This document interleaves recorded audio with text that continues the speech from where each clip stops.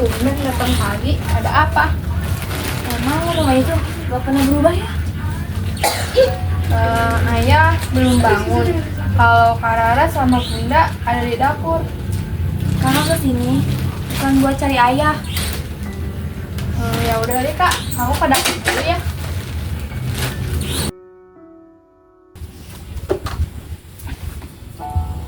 Bun, ayah pasti marah kalau tahu kita kumpul Tante Bina.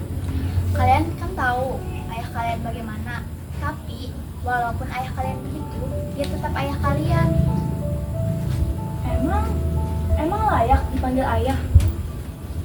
Ayah kalian dulunya sangat lembut, tetapi sewaktu ekonomi mulai turun, ayah kalian berubah. Itu alasan yang selalu sama setiap bunda bela ayah. Alasan buat mukul, buat bentak, buat nakut-nakutin. Dan lihat nih bun, luka ini. Bahkan gelar ayah terlalu baik Bun buat orang kayak dia. Bener apa kata Lita Bun? Emang gelar ayah pantas buat ayah? Sudahlah. Tari, ini kenapa meja makan kosong? Saya pengen makan, bukan siapin dari tadi. Maaf ya, ini bunda mau siapin. Saya pulang kerja, saya capek Tari.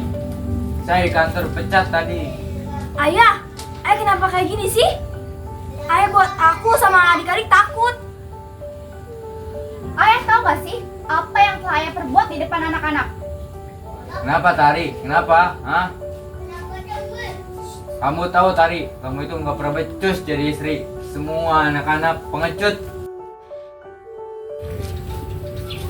Kata Bunda, mau sejahat apapun ayah, dia tetap ayah aku, Rin.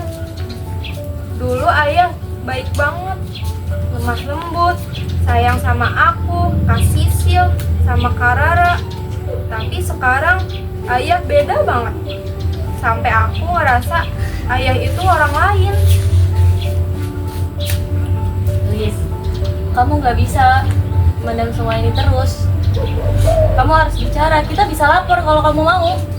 Kalau ayah tahu, dia bakal hancurin semuanya, Rin. Tapi kalau kamu milih diam, kamu bakalan lelah, Liz.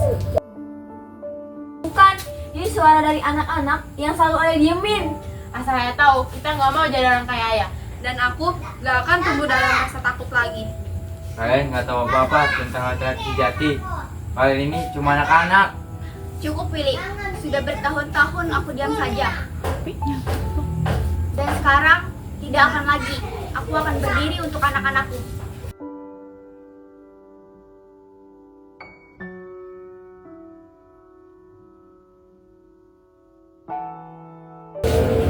Ini suara yang terdengar bukan lagi suara ciptakan. Dan suara kita akhirnya kini terdengar. Ayo udah nggak di sini, tapi bekasnya perlahan pasti kita sembuhkan. Ini buku harian ayah. Iya, udah yang nulis lagi belakang. Katanya dia sering nulis diam-diam. Nulis, untuk apa? Untuk menyimpan dalih. Mungkin merasa bersalah. Aku takut mereka ragu. Maka aku jadi keras. Bodoh ya. Kalau aja ayah berani bilang kayak gitu ke kita, pasti kita nggak akan kayak gini. Tapi dia lebih memilih diam. Malah yang dilakuin cuma membuat monster di dalam diri kita. Makanya kita butuh ini, membaca, mengerti, bukan memaafkan, tapi untuk melepaskan. Dengarkan dulu, kamu tidak sangat kuat, tapi kamu harus menangani sendiri. Saya takut, saya lemah. Kalau saya berbicara, saya akan marah atau menangis. Mungkin keburukannya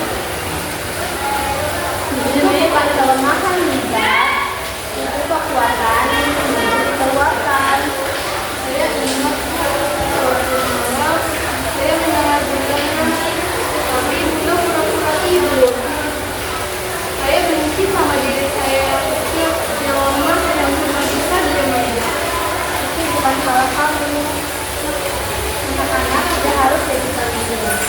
sekarang kamu bisa memilih mau sembuh atau tetap tenggelam.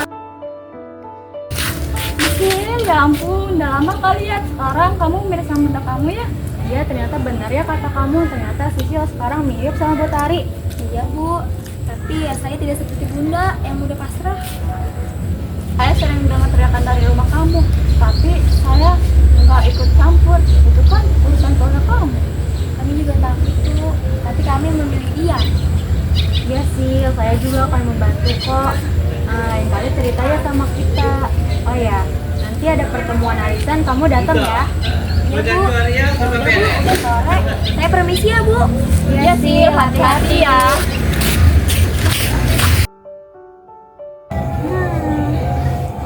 Jadi judul buku itu Rumah Tanpa Suara.